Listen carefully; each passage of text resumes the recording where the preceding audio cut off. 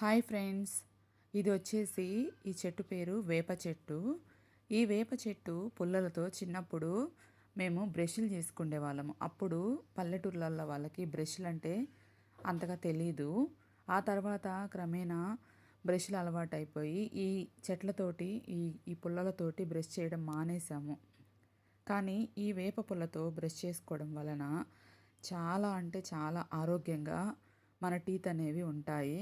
కానీ మనము రాను రాను రోజులలో బ్రష్లకు అలవాటు పడి ఇలాంటివి అసలు వాడడమే మానేసాము. ఈ వేప చెట్టులో కూడా 2 రకాల పుల్లలు ఉంటాయి. ఒకటి పిప్పివి అని అంటే అవి బ్రష్ చేసుకోవడానికి అంతగా బాగుండదు. కొన్ని పిప్పివి కాకుండా నార్మల్ చెట్లు ఉంటాయి. అవి వాటితో బ్రష్ చేసుకుంటే చాలా చాలా బాగుంటుంది. అంటే బ్రష్ రుద్దడానికి కూడా చాలా బాగుంటుంది. ఇది పిప్పి చెట్టు కాదు, ఇది చాలా మంచిది. ఈ పుల్లలు కూడా చాలా బాగున్నాయి.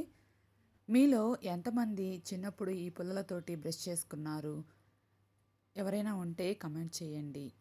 ఈ వీడియో కనుక మీకు నచ్చితే లైక్ చేయండి, అలాగే షేర్ చేయండి, అలాగే సబ్స్క్రైబ్ చేసుకోండి. Thank you for watching.